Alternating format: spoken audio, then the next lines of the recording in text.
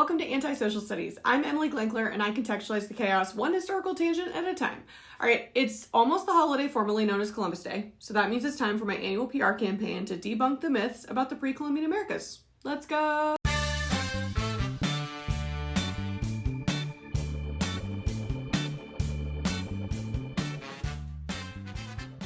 In the 1974 Pulitzer Prize-winning European Discovery of America, the author observed that Native Americans experienced, quote, short and brutish lives void of hope for any future. Oh my gosh, void of hope. As late as 1987, the year I was born, no big deal, a standard high school U.S. history textbook described the Americas before Columbus as, quote, empty of mankind and its works. Empty of mankind. That is insane. Before I get into the specific myths, I do want to just admit a sort of cardinal error that I'm going to be committing throughout this video, which is that I'm going to be talking about indigenous Americans across two continents very broadly as a monolith, which they were not, right? So I'm going to be making these big, broad generalizations about things indigenous Americans did or didn't do. And of course, if I had the time and the resources, it would be way better for me to go in depth and talk about each indigenous civilization and group on its own. But for now, I think it's better than nothing to at least debunk some of the big, broad myths that a lot of especially US Americans are taught about indigenous people in the Americas before white people arrived. And number two, I am not trying to imply that every single civilization of the Americas before Columbus showed up was like pristine and wonderful and valuable. No, sometimes they were brutal, they were intense, they fought, they killed, they murdered, they committed all of the same sort of crimes and atrocities that human civilizations across all of the world have committed really since the beginning of recorded history. All I'm trying to do is talk about a few just blatantly false assumptions that are made about what civilization did and didn't look like before 1492 so that we can have a little bit more clear and complex understanding of what the Americas were like before they were conquered and colonized. Myth number one, the Americas were sparsely populated when Europeans arrived. False. So in 1492, there were at least as many or more people living in the Americas as there were in Europe at the same time. So let's let that sink in. The population of the Americas, which to be fair does include North and South America, was equal to or larger than the population of Europe in 1492. So our estimates of how many indigenous people were in the Americas before Columbus arrived have been incredibly low until very recently. For one, it's because math is hard, right? But math is especially hard when you're trying to estimate how many people used to exist when there were so few of those people left and very little documentation of their previous existence, because most of that documentation was destroyed in a conquest, right? So for a long time, historians based their estimates of how many people were in the Americas off of the accounts of the earliest explorers. So they would read the accounts of Cortez or Cabeza de Vaca, and they would use their writings to try to like reverse engineer and kind of estimate how many indigenous people were there. So let's say an explorer described a part of the country as sparsely populated, then we assumed that meant that that part of the continent was sparsely populated because they're the first outsider to see them in tens of thousands of years, right? It makes sense. But here's the problem. It's become very clear to us that disease spread across these continents way faster than the people did. So what even those early explorers were seeing in most parts of the Americas as they traveled through the American Southwest, the Midwest, the Mesoamerica, whatever, right? They were seeing the survivors of a demographic collapse. The early explorers and colonists were describing what the population looked like either during or after a massive epidemic, so their estimates were incredibly low. It's only been in the last few decades, thanks to more advanced scientific and archaeological tools, that we've been able to do a better job estimating the actual numbers. So first off, we do know pretty well that by around 1650, there were around 6 million indigenous Americans. So the question of how many there were before the arrival of Europeans is important for determining how many natives died and thus just what was the scale and scope of this tragedy. Now there's a wide range on this number. Up until the middle of the 20th century, most scholars said there were only 10 million indigenous people when Europeans arrived across all the Americas, so only, notice my air quotes, around 4 million of them died. Only 4 million. Newer scholars have estimated a number as high as 100 million indigenous people, but the generally accepted median number of how many people were living in the Americas before Europeans showed up is now 50 million. 50 million people. With this number, that would mean that 88% of the indigenous population died during this time period of first contact with Europeans. In other words, when the first English settlers arrived on the East Coast around more than 100 years after Columbus showed up, the entire two continents of the Americas only had around 12% of the people that had existed there around 100 years earlier. And think about this. Most of those people who did survive were in Mexico and South America, the remnants of the great Aztec and Inca empires. From the viewpoint of early settlers and explorers, North America was essentially uninhabited, but their mistake was not realizing that they were visiting this continent at the end of the greatest demographic disaster in world history. Myth number 2, the Native Americans were uncivilized, or at least less civilized than Europeans. False.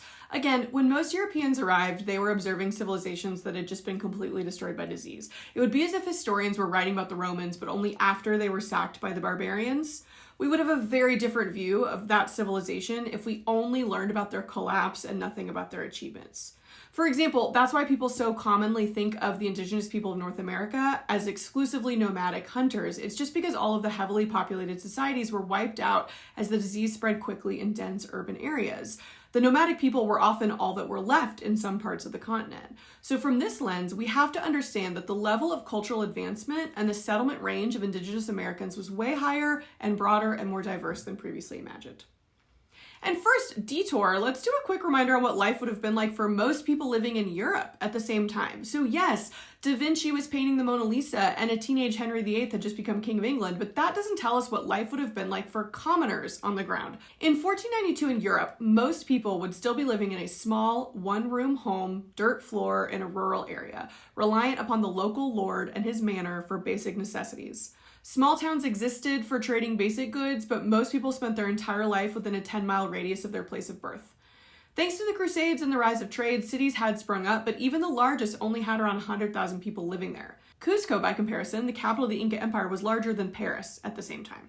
The printing press had just been invented by Gutenberg around 50 years earlier, and so though knowledge was spreading amongst the elites like Copernicus, access to education and literacy was virtually non-existent for most Europeans. You can contrast this with the fact that the Aztecs and Maya both had complex writing systems that were taught to young people in schools. Now, I'm actually not saying one's better than the other, it's comparing apples and oranges, right? But a quick note that a lot of today's episode is based on the works of Charles C. Mann. He wrote a book called 1491, New Revelations of the Americas Before Columbus, and he asked 7 experts, anthropologists, archaeologists, and historians, if they would rather have been a typical Native American or a typical European in 1491.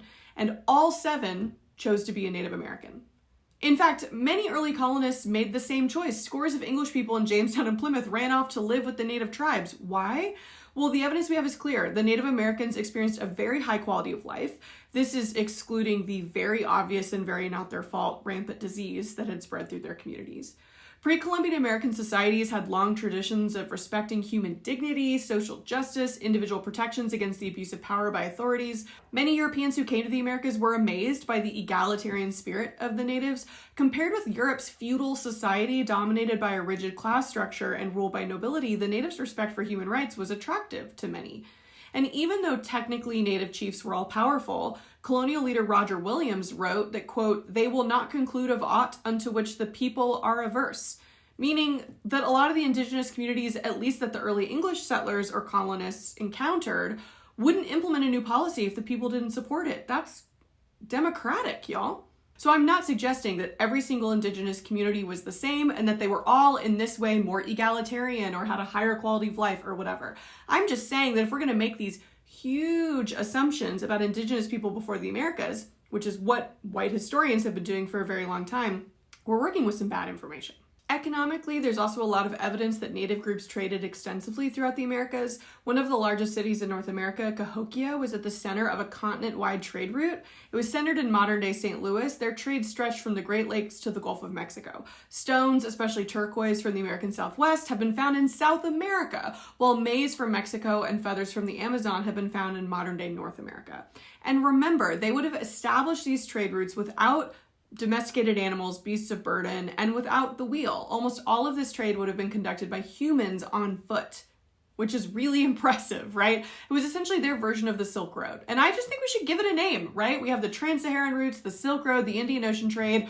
We need to have the Maize Lane or the Turquoise Turnpike or something. I don't know. Get on that. Finally, a common argument is that the Europeans had highly sophisticated technology that outmatched the natives. Now, I'm not going to say this isn't true. Guns were undoubtedly more sophisticated, or at least could cause more damage than native weapons, but we shouldn't overestimate their impact, right? 16th century firearms were highly unreliable. They often jammed. Many Native Americans genuinely thought that the whole purpose of a gun was just to create a distraction. They called them noisemakers. Even when they were given the option, many indigenous people kept their arrows because they determined that guns were much more difficult to aim accurately, which was true. As John Smith of the Jamestown colony put it, quote, "The awful truth is that guns could not shoot as far as an arrow could fly."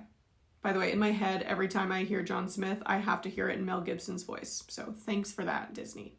On other technology, moccasins were sturdier than European boots. They offered a silent approach during warfare. As far as sailing rivers and coastlines, canoes were faster and easier to maneuver than any small European boat available at the time. The point is that guns and other European technology honestly didn't do a ton to help conquer the indigenous people. The single most important factor was disease, something that was brought to the Americas completely unbeknownst to the Europeans, making it hard to give them a lot of real credit for that part of the conquest, if that's the right word for it. Finally, myth number 3, that pre-Columbian North America was a vast, untouched wilderness. False. I call this the Pocahontas paint with all the colors of the wind myth, right? Our vision of the world before Columbus is one of pristine nature preserved by the natives. When Pocahontas sings about their harmonious relationship with the natural world, what we hear is that the natives didn't touch or transform their environment.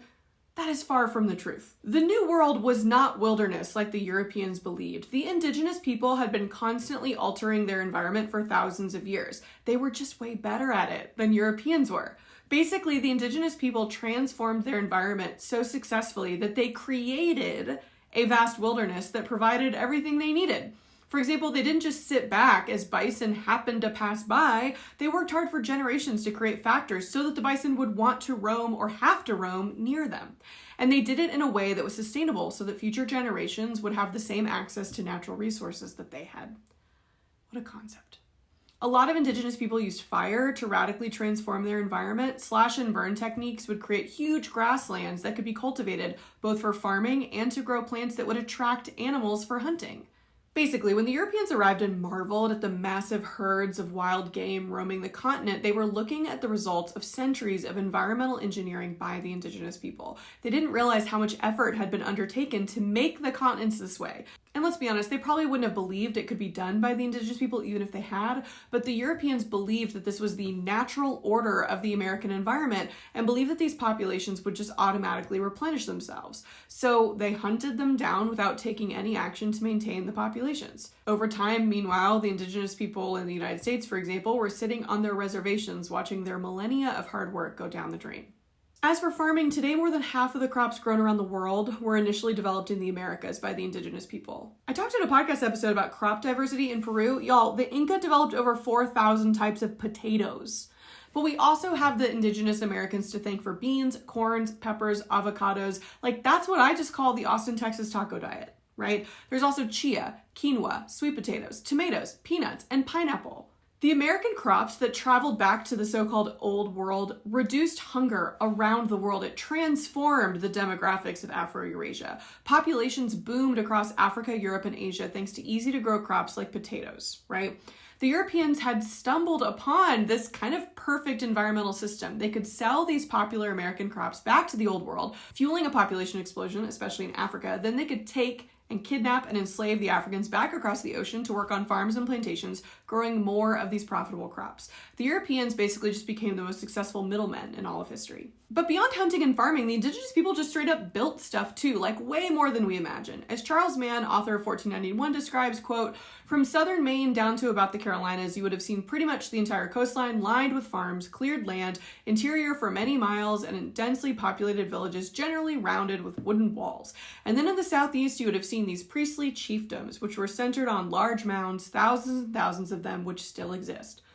Excluding Central and South America, who built straight-up empires that would compete with any Old World civilization, Tenochtitlan and Cuzco were both bigger than London or Paris at the time.